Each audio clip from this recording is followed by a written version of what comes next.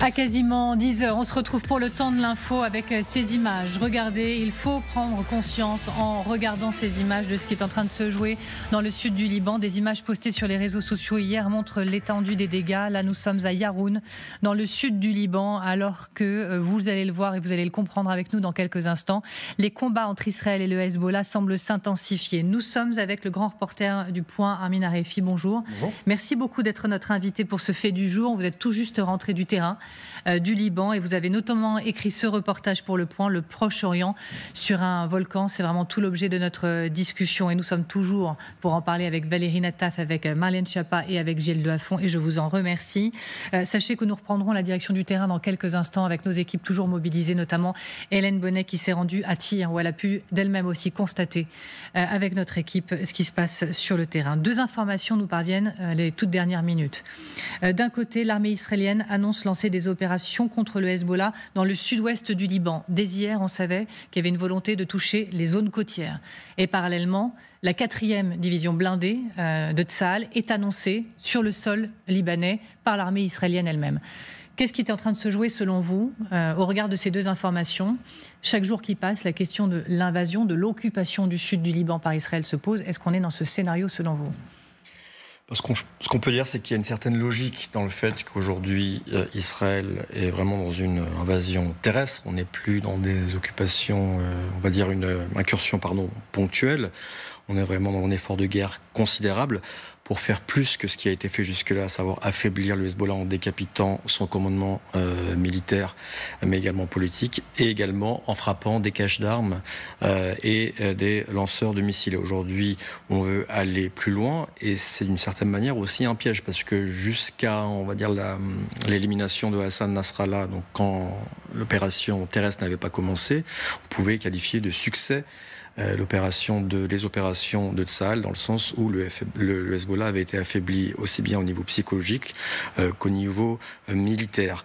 Le problème étant qu'aujourd'hui, avec cette invasion terrestre, le Hezbollah se retrouve dans son rôle qui était celui quand il a été créé en 82, à savoir celui d'une milice occupée à la résistance contre un occupant étranger, ce qui est le cas aujourd'hui d'Israël. Et ça va être une autre affaire, à mon sens, que celle de Gaza. Une guerre qui pourrait être beaucoup plus longue que ce qu'on a eu jusqu'à aujourd'hui, à savoir des incursions ponctuelles, ciblées et éclairs. Alors, on reste bien sûr ensemble, mais on prend la direction du terrain, comme je le promettais il y a quelques instants. Bonjour et merci beaucoup, Hélène Bonnet, d'être avec nous, avec Gabriel Aurillon. Que savez-vous des opérations annoncées par Tsahal ces toutes dernières minutes en ce qui concerne le sud du Liban et plus particulièrement le sud-ouest libanais?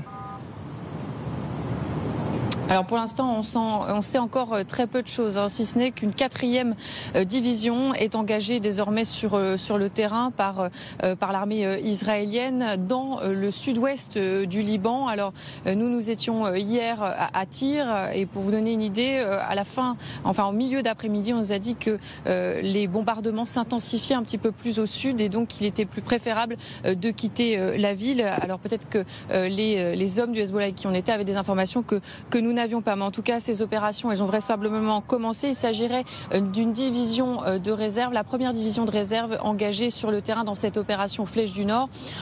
Ça pose la question de ce que souhaite faire l'armée israélienne. Souhaite-t-elle continuer les incursions ou préparer le terrain pour une intervention plus en profondeur dans le territoire?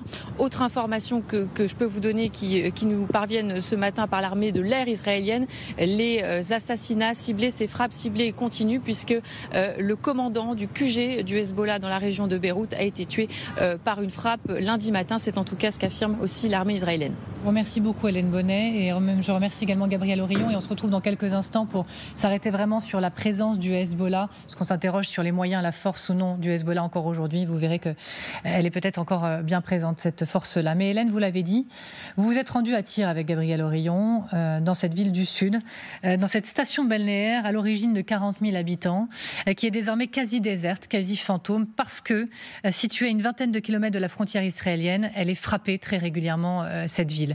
On va regarder votre reportage, Hélène Bonnet, tourné avec Gabriel Aurillon. La visite est parfaitement orchestrée. Cette distribution d'aide alimentaire est organisée par une ONG affiliée au Hezbollah.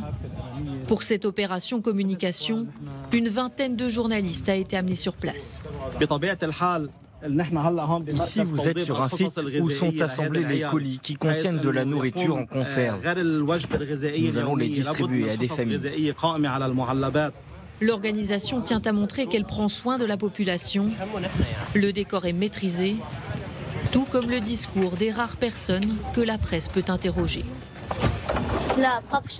Je n'ai pas peur, parce que je suis avec la résistance et que je suis prêt à me sacrifier pour Nasrallah. Fin des interviews. La séquence est strictement chronométrée. Pour sillonner la ville, nous sommes escortés par un officier presse. Le Hezbollah craint pour sa sécurité. Nous ne pouvons pas tout filmer. Ici, les rues sont désertes. Les habitants, effrayés par les bombardements, ont quitté la ville. C'est dans ce quartier au nord de Tyr que sont tombées les premières bombes israéliennes il y a une quinzaine de jours. Les renseignements d'Israël visaient cet appartement. Il appartenait à un représentant du Hezbollah, mais d'après l'organisation, ce sont des civils qui ont été touchés. Le bombardement aurait fait 2 morts et 5 blessés. Toujours accompagnés, nous pénétrons dans un hôpital. À l'étage se trouvent plusieurs patients dans un état grave. Ce médecin nous l'assure, ce sont tous des civils. Ici, ce sont des hommes âgés qui sont restés avec leurs familles et leurs parents. La frappe a visé leur lieu de résidence. Ce ne sont pas des combattants. Dans le sud du Liban, l'offensive israélienne se poursuit. Après notre départ, de nouvelles frappes ont eu lieu sur Tyr et les villages alentours. Il faut vraiment saluer le travail de nos équipes sur place qui ont dû quitter Tyr peut-être plus tôt que prévu parce que dangerosité de la situation. Vous y étiez sur place il y a encore quelques heures au Liban. Vous avez couvert d'autres situations difficiles. Là, qu'avez-vous ressenti en tant que reporter ? Certains décrivent les drones qui rendent fous, les bombardements effectivement puissants. Je sais que c'est difficile d'interroger un journaliste sur ce qu'il ressent, mais comment vous avez ressenti les choses ?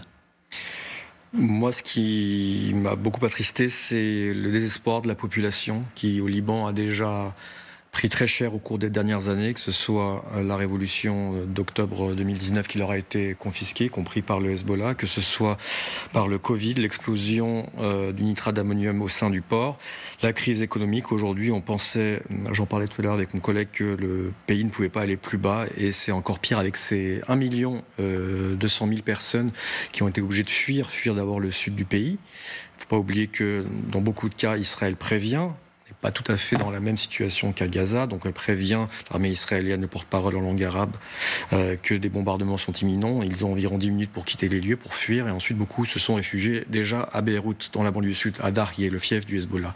Et cela fait maintenant à peu près une dizaine de jours que les dizaines de milliers qui étaient réfugiés à Darya dans le sud, ont été à nouveau appelés à partir, quitter les lieux, soit par l'armée israélienne, soit par le Hezbollah lui-même. Si bien que ces quartiers de la banlieue sud de Beyrouth sont aujourd'hui vides, ce sont des villes fantômes, et qu'on voit des dizaines de milliers de personnes, de familles, dans les rues, prenant leurs baluchons, n'ayant pour beaucoup d'entre elles pas eu le temps de prendre leurs valises, quelques effets, et filer sur la route, parfois sur la plage, parfois à même le trottoir, parfois pour certains réfugiés syriens, parce qu'on sait que le Liban compte énormément de réfugiés, que ce soit des réfugiés palestiniens nés dans les camps palestiniens ou des réfugiés syriens qui ont fui les bombes de Bachar el-Assad, qui n'ont eu d'autre choix que de rentrer en Syrie malgré les risques.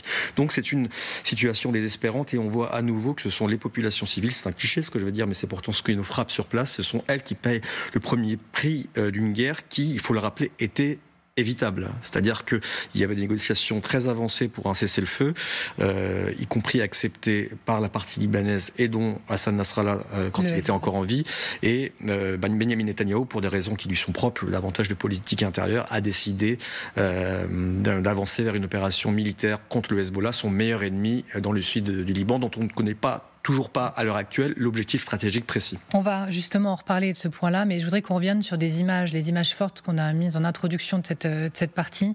C'est Yaroun, des images diffusées sur les réseaux sociaux depuis les airs, qui montrent l'étendue, on est dans le sud du Liban, l'étendue des destructions. Vous avez dit, on n'est pas exactement dans la même situation que Gaza parce qu'on prévient avant les frappes, mais quand Israël parle de frappes ciblées, est-ce que vous parlez de frappes ciblées ou en réalité ça va bien au-delà ? Et est-ce que, in fine, le Sud-Liban peut devenir un nouveau Gaza ? Quand on voit l'ampleur des destructions, ça ne peut que nous rappeler Gaza. Donc on n'est pas là, enfin je ne suis pas là en tout cas pour comparer ce qu'il y a de pire, mais effectivement on voit un champ de ruines, ce qui est désastreux, d'autant plus que c'est une ville mixte, une ville à la fois musulmane chiite, mais également avec des chrétiens, et que alors que l'électorat du Hezbollah c'est la communauté chiite, on voit aujourd'hui que toutes les communautés sont visées. Première chose. Deuxième chose, il y a quand même eu des bombardements qui ont fait de nombreuses victimes civiles. Les premières après l'épisode des beepers, en une journée 500 morts, c'était le lundi je crois, vers le 20 septembre, je ne me souviens plus exactement de la date précise, qui avait fait 500 morts dont 127 enfants. Donc oui, il y a des bombardements, certains ciblés, certains beaucoup moins ciblés. Il y a quand même aujourd'hui un sentiment qu'on est dans une doctrine d'ailleurs qui reprend le nom de la doctrine d'Arié, c'est-à-dire faire un maximum pression sur les populations civiles pour qu'elles fuient les zones sous contrôle Hezbollah et d'une certaine manière fasse pression sur le Hezbollah pour qu'il se découvre et derrière pour faciliter encore davantage les frappes contre le Hezbollah qui est aujourd'hui quand même considérablement affaibli. Alors est-ce que vous avez questions ou commentaires d'ailleurs, Gilles Delafont? Oui, je voudrais savoir quelle est la réaction de la population. Est-ce qu'ils se retournent contre le Hezbollah qui rendent responsable de leur malheur, ou est-ce qu'il y a un sentiment national qui joue et la population en veut à Israël? C'est une question très intéressante et il faut quand même, pour mieux répondre, comprendre comment a commencé ce dernier conflit. Enfin, le Hezbollah déjà est un État dans le non-État libanais qui n'a plus véritablement d'État depuis plusieurs années. C'est là le parti milice qui a gardé, le seul ayant gardé ses armes à la fin de la guerre civile en 1990 au nom de la lutte contre Israël. Et ce parti, au fil des années, est devenu le parti le plus puissant au Liban.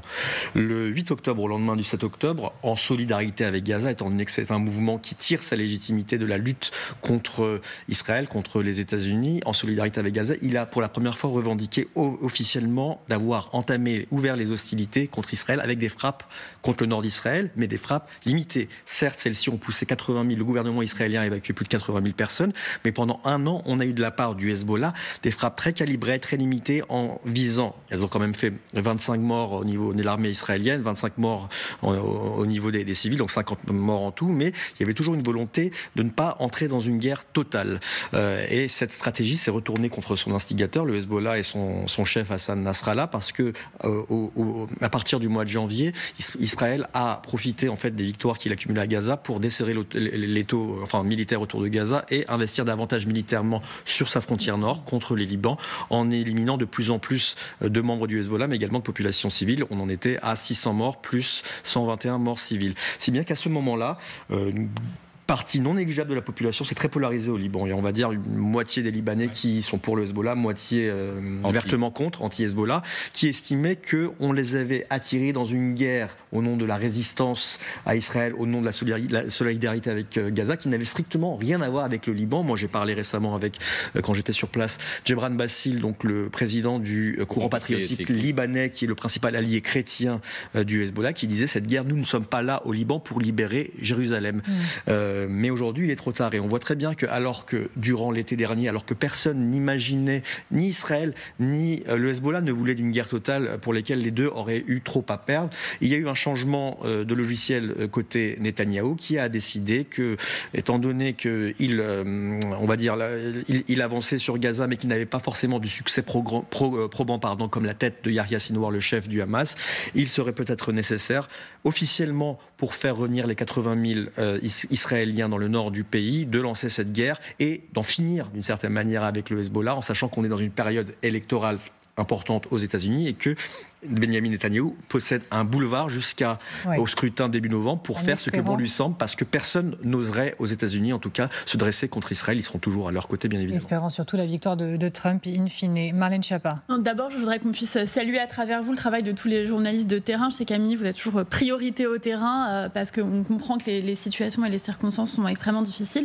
Mais je voudrais que vous puissiez partager avec nous et avec ceux qui nous regardent justement la manière dont vous avez pu travailler là-bas, comment vous avez été accueillis au Liban. Est-ce que c'était difficile pour vous d'avoir accès à des échanges avec la population? Au contraire, est-ce que la parole était plus libérée? Est-ce que vous avez eu le sentiment qu'on essayait d'influer ce que vous alliez rapporter comme propos? Qu'est-ce que vous pouvez nous dire à cet égard? Écoutez, non, ça a été, je pense, assez facile au contact de la population libanaise, qui est d'ailleurs tout d'abord assez francophile. Il y a eu des difficultés d'ordre sécuritaire pour se rendre dans la banlieue sud de Beyrouth. Tout d'abord parce qu'elle est déjà en temps normal quadrillée par le Hezbollah, encore plus aujourd'hui parce qu'il y avait des bombardements et que c'était dangereux. Donc là, les seules incursions qu'on a pu faire sur place, si je puis dire, c'était avec l'aval du Hezbollah qui s'était lui-même coordonné avec les autorités libanaises, qui s'était elle-même coordonnée avec l'ONU, qui s'était coordonné avec Israël, donc pour qu'on ne soit pas bombardé. Maintenant, il y a un autre aspect, c'était autre chose très importante, très difficile de nous rendre au sud, au-delà de Tyr, là où votre envoyé spécial s'est rendu, à savoir qu'aujourd'hui, un peu comme Gaza, c'est une guerre qu'on ne voit pas, on n'assiste pas au combat en temps réel, c'est extrêmement difficile, et il y a une volonté israélienne que ce conflit reste à huis clos, ce qui d'ailleurs peut poser question quant aux intentions israéliennes, comme vous le disiez, est-ce que c'est une incursion, est-ce que c'est une invasion terrestre, ou est-ce que c'est une volonté de réoccuper le sud du Liban, comme en 78, 82, 2000, 2006. Avec la comparaison avec Gaza, mais Gaza est totalement fermé à la presse étrangère et avec ce blackout total en ce qui concerne, sauf avec nos équipes qui ont pu ramener des images très importantes grâce à Gwendolyn de Bonny en montrant des niveaux de destruction incroyables. Et dernier point important, ce qui m'a frappé au Liban, c'est le fait qu'on soulignait, on dénonçait un deux poids, deux mesures. C'est-à-dire que je venais à l'époque de France où il y avait eu beaucoup de commentaires suite aux attaques au Beeper qui ont quand même fait des milliers de blessés, beaucoup de combattants du Hezbollah, beaucoup également de fonctionnaires du Hezbollah qui n'étaient pas des combattants et certains civils. Et il y avait une certaine indignation au Liban quant au fait qu'on saluait une opération digne des plus grands James Bond, une opération audacieuse, mais on ne comprenait pas, en fait, on ne voulait pas, ici en Occident, comme d'ailleurs pour Gaza, comprendre le tort que ça faisait aux populations civiles. Et aujourd'hui, quand on voit en fait toutes ces populations livrées à elles-mêmes, d'un point de vue sécuritaire, peut-être que sur le moment, le Hezbollah est affaibli, mais à l'avenir, tant que des questions politiques ne seront pas résolues, que ce soit à Gaza, la question du conflit israélo-palestinien, en Cisjordanie, au Liban, à savoir la place des communautés chiites, la place du Hezbollah et la place de l'État libanais, le terrorisme ne sera pas vaincu, contrairement à ce qu'affirme le Premier ministre israélien Benjamin Netanyahou. Armin Arifi, en effet, je ne fais pas trop attendre les équipes sur le terrain. Donc, une question de Valérie Nataf pour vous et après on repart à retrouver Hélène Bonnet. Rapidement, vous dites que a priori il y a occupation, enfin on verra. Est-ce que, comme le dit notre bandeau, est-ce qu'Israël veut coloniser le Liban? Est-ce que les groupes orthodoxes, ultra-orthodoxes en Israël, qui considèrent que le Liban est une terre sainte, est-ce qu'ils peuvent pousser Benjamin Netanyahou à aller tenter de coloniser le Liban? Moi, je pense que c'est la question à $1 milliard pour y répondre. C'est pour ça que je la pose. Oui, vous avez totalement raison. Et je pense que c'est la question qui arrive à point nommé. Regardez, Benjamin Netanyahou, que ce soit sur le Liban ou sur Gaza, se défend totalement de vouloir recoloniser ces territoires. Or, sur le terrain, j'en parlais encore récemment avec un diplomate, tout ce que réalise l'armée israélienne est le prélude à une nouvelle colonisation. C'est ça qui est la réalité, c'est-à-dire qu'il n'y a pas uniquement que les infrastructures militaires du Hamas qui sont visées, c'est tout ce qui est infrastructures civiles, eau, système d'égout, tout est fait, tout est rasé pour recommencer d'une certaine manière à zéro. Donc quand on voit ce qui s'est passé à Gaza, quand on voit le poids aujourd'hui des ministres messianiques juifs ultranationalistes comme Itamar Ben-Gvir ou Bezalel Smotrich, et quand on voit combien ils tiennent Benjamin Netanyahou, car si Netanyahou faisait quelque chose qui ne leur plaisait pas, il quitterait la coalition, ferait tomber son gouvernement et ça serait le prélude à un début, un renouveau, on va dire, judiciaire pour Benjamin Netanyahou, on peut se poser la question en sachant que sur le Liban, comme vous l'avez dit, fait partie du rêve du grand Israël préconisé par certains messianiques qui sont aujourd'hui au sein du gouvernement Netanyahou, un gouvernement quand même ultranationaliste d'extrême droite en Israël, il ne faut pas l'oublier. On continue d'en parler, on a le temps et c'est ça qui est bien, donc on va le prendre. Mais donc on retrouve Hélène Bonnet sur le terrain avec Gabriel Oreillon. On se retrouve, Hélène, on le rappelle, vous revenez de Tyr dans le sud Liban. Vous avez dû partir de cette ville parce que trop dangereuse, sous le feu des bombardements. Régulièrement, Hélène, on se demande quelle est encore la puissance du Hezbollah face à Tsahal qui arrive sur ce sud libanais. Dans votre reportage et d'après votre expérience, vous avez vu que le Hezbollah n'est pas du tout inerte. Le Hezbollah a encore beaucoup de force sur le terrain. Oui, alors absolument. Alors c'est vrai que c'est difficile, voire quasi impossible de se rendre dans ces zones de combat pour pouvoir le mesurer. Mais quand on va par exemple dans une ville comme Tyr, on voit que le Hezbollah est présent. Nous, il a fallu qu'on demande des autorisations pour pouvoir accéder à certains lieux et ne pas avoir de problème. Ce que l'on comprend, c'est que le Hezbollah est extrêmement bien bien intégré dans la société, qu'il a mis en place toute une structure pour répondre aux besoins de la population et surtout ce qu'on nous explique aussi ces derniers jours, c'est que il y a toujours cette capacité de la part du Hezbollah qui connaît très bien le terrain de se battre. Ils font en sorte d'être des petits groupes qui ne communiquent pas toujours, qui essaient de rester étanches en fait entre eux sur le terrain pour ne pas avoir de problème avec l'armée israélienne. Ils ont des combattants aguerris dans le sud et ils ont encore cette force-là et aussi le soutien d'une partie de la population. Alors c'est vrai qu'on en parlait, j'entendais il y a quelques minutes, toute la population ne soutient pas le Hezbollah. Il y a une partie des gens, notamment dans la communauté chrétienne, qui estiment que l'organisation les a entraînés dans une guerre qu'ils ne voulaient pas. Mais vous avez aussi une autre partie de la population qui adhère au Hezbollah par croyance ou par intérêt aussi. Et on voit bien aussi avec l'assassinat d'Hassan Nasrallah et ces incursions israéliennes que ça a pu aussi fédérer une partie de cette population libanaise et redonner un peu de popularité au Hezbollah. Merci beaucoup Hélène Bonnet, merci infiniment à Gabriel Orillon. Alors on reste sur ce point, vous en revenez de ce terrain également, le rapport des Libanais au Hezbollah. Est-ce que, alors vous citez dans votre article cet opposant qui dit c'est le Hezbollah qui attire la machine de guerre israélienne au Liban. Quelle est la part de colère des Libanais contre le Hezbollah actuellement ? Elle est importante, elle est très importante. Elle l'a été jusqu'à l'invasion terrestre israélienne. À partir du moment où ce sont des chars israéliens, ce sont des soldats israéliens qui sont au sud du Liban, c'est une armée d'occupation et non une armée de libérateurs comme on l'a pu l'entendre ici ou là en France. Ça, c'est extrêmement important. Il ne faut pas oublier comment s'est formé le Hezbollah. En 1982, c'est suite à une invasion israélienne, dont a profité d'ailleurs l'Iran et les gardiens de la révolution iranienne pour créer ce mouvement issu de la communauté chiite. Donc oui, le Liban est divisé, il l'est encore plus sur le Hezbollah. Le Hezbollah est vu par beaucoup de ses opposants comme étant un groupe affilié, même un groupe affidé à la République islamique d'Iran avec des objectifs qui ne sont pas des objectifs libanais. Mais force est de constater aujourd'hui que le même considérablement affaibli, autant sur au niveau politique grâce à ses alliances qu'au niveau économique, qu'au niveau militaire, le Hezbollah est le parti milice, donc le parti politique le plus puissant au Liban d'ailleurs. Sa branche armée est considérée comme terroriste par l'Union européenne, mais pas sa branche politique. Mais ils sont toujours aussi puissants aujourd'hui, militairement parlant. Non, est-ce que le Hezbollah est puissant ? En gros, ce qu'on essaye de jauger, c'est la capacité de résistance de ce Hezbollah par rapport à Tsahal qui envoie une 4e division blindée sur le sol libanais. Le Hezbollah a été envoyé en Syrie en 2013 pour sauver Bachar el-Assad avec le soutien des Iraniens puis de la Russie. Il a cru à ce moment-là qu'il était devenu une grande armée, l'un des groupes paramilitaires, si ce n'est une des armées les plus fortes de la région. Israël, par sa supériorité militaire et technologique, l'a renvoyé d'une certaine manière à l'âge de pierre, ou en tout cas lui a montré qu'il ne fallait pas se prendre pour ce qu'on n'était pas, à savoir une armée. Maintenant, le Hezbollah est redevenu ce qu'il était au départ, à savoir une milice prenant la résistance contre l'occupant, et avec cette offensive terrestre, Israël redonne l'occasion à ses combattants, qui sont libanais, qui sont certes chiites pour la majorité d'entre eux, mais qui sont chevronnés, de faire ce qu'ils savent le mieux, à savoir des opérations de guérilla contre l'armée israélienne. Et beaucoup aujourd'hui de diplomates étrangers sur place redoutent le jour où il y aura des otages israéliens qui seraient pris au sein de l'armée, parce que le Hezbollah connaît beaucoup mieux ce terrain qui n'est pas celui de Gaza, qui est beaucoup plus montagneux, avec des escarmouches, avec des embûches. Avec des tunnels. Et avec des tunnels, exactement. Un réseau qui est extrêmement développé. Donc, on va vers un conflit long. Et autant, encore une fois, Israël avait considérablement affaibli la force de frappe, notamment les missiles, les rampes de lancement de missiles balistiques contre Israël, autant là, c'est une autre paire de manches et c'est un conflit qui s'annonce long et qui sera, je pense, destructeur pour le Liban dans son ensemble. Gilles Delafont. Est-ce que vous avez été surpris par la qualité du renseignement militaire israélien et est-ce que ça ne démontre pas que le Hezbollah est aujourd'hui un parti totalement infiltré? Il y a des rumeurs incroyables, vous devez le savoir, qui disent que l'Iran aurait peut-être lâché le Hezbollah ou que... Qu'est-ce qui se passe à l'intérieur du Hezbollah ?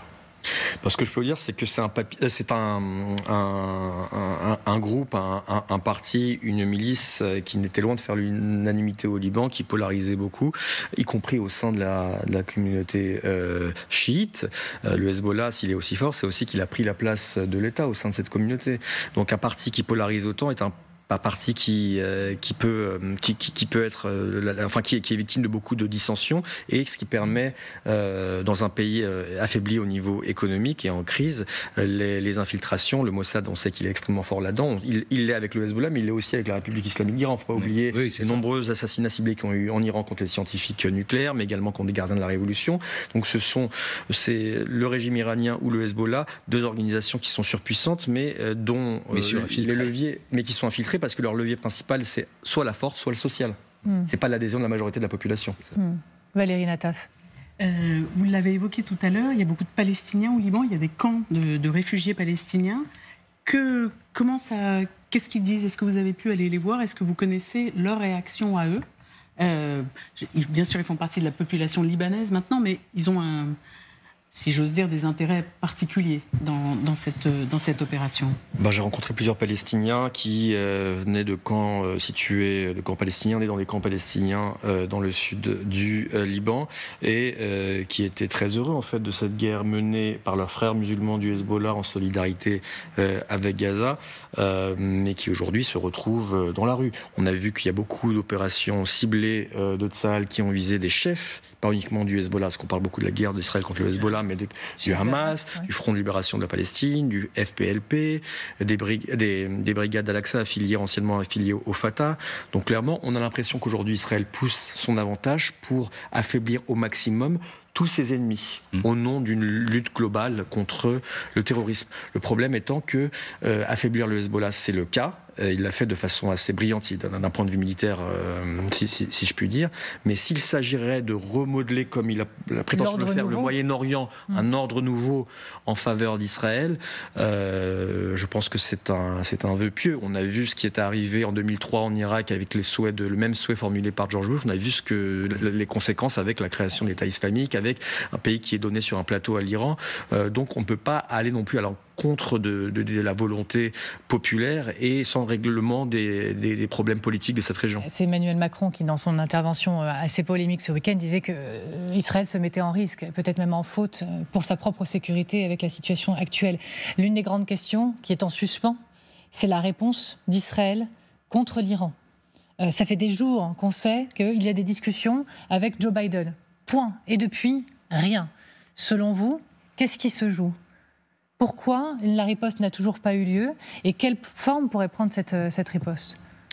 Alors ça, c'est un autre cadre, un troisième cadre. Oui, j'élargis. Non, mais je vous en prie que celui de Gaza et du Sud-Liban, c'est la guerre maintenant ouverte que se mènent Israël et la République islamique d'Iran. Tu m'assassines un diplomate gardien de la Révolution à Damas, je te réponds en visant directement Israël, tout en prévenant au départ les Américains. Israël renchérit en éliminant Ismaël Haniyeh, le chef du bureau politique du Hamas, à Téhéran, une humiliation pour l'Iran, qui réagit après la mort de Nasrallah parce qu'il faut rétablir sa crédibilité en frappant de plus en plus fort Israël. Ce qui se joue aujourd'hui, c'est la tentative de Joe Biden de mesurer, de calibrer la riposte israélienne. On sait que cette riposte aura lieu, qu'elle aura lieu sur le territoire iranien. Maintenant, la question de savoir si elle visera, ça serait donc une riposte calibrée, ce qu'encourage de ses voeux Joe Biden, visant à faire une démonstration de la force israélienne et de rétablir sa dissuasion, ou si c'est des frappes qui peuvent affaiblir le régime, à savoir des frappes contre le secteur militaire, le secteur nucléaire, et là on serait vraiment dans une toute autre dimension, ce que souhaite à tout prix éviter Joe Biden. Et pour l'instant, visiblement, étant donné l'absence de réponse et les discussions, réflexions qu'il y a aux États-Unis, on se dirigerait davantage vers une frappe calibrée, tout en sachant aujourd'hui qu'il y a 2 acteurs qui ne veulent pas de guerre dans la région, 3 jusqu'ici, le Hezbollah, la République islamique d'Iran et les États-Unis, qui ne veulent surtout pas d'un conflit régional, ce qui n'est pas totalement le cas de Benjamin Netanyahou, qui lui est engagé dans une terrible fuite en avant et qui a les horloges qui fonctionnent pour lui aux États-Unis, parce que les États-unis ne pourront rien dire avant l'élection américaine, encore moins si c'est Donald Trump qui est. Donald Trump. La dernière question, je pense, en termes de temps, elle vous revient, Marianne Chapman. Merci. Ce que vous dites est extrêmement intéressant. Vous nous dites à la fois que le Hezbollah n'aspire pas à la guerre, en même temps, vous avez évoqué le fait qu'il était considérablement affaibli. Question très simple, quel avenir pour le Hezbollah dans les années qui viennent ? Le Hezbollah, un peu au même titre que le Hamas, ne pourra pas disparaître. Maintenant, il ne représente plus la menace qu'il représentait avec son arsenal militaire et ses dizaines de milliers de combattants pour Israël. Donc c'est un des objectifs de la guerre, d'affaiblir, de profiter de l'espace de temps et de l'erreur terrible du Hezbollah qui a été celle de déclencher les hostilités avec Israël et pas le contraire, pour l'affaiblir d'un point de vue militaire. Mais le Hezbollah restera toujours un mouvement, à mon sens, fort, au moins au niveau politique, ainsi qu'une milice opposée à Israël, qui comptera pour l'avenir du Liban. Maintenant, la question est de comment vont les adversaires du Hezbollah, vont-ils au Liban profiter de cette situation où on a un parti affaibli pour essayer de pousser leur avantage. Depuis 2 ans, il y a pas de président de la République au Liban, en raison notamment du veto du Hezbollah. Aujourd'hui, le Hezbollah n'est plus dans la même situation de force et pourrait tenter de lâcher davantage de l'Est. Merci infiniment, Armin Arifi, d'avoir été avec nous. Et je rappelle votre reportage dans Le Point, le Proche-Orient sur un volcan. Vous revenez tout juste, je vais y arriver, du terrain. Merci pour votre témoignage et votre expertise. Merci à vous d'avoir été avec moi et avec nous.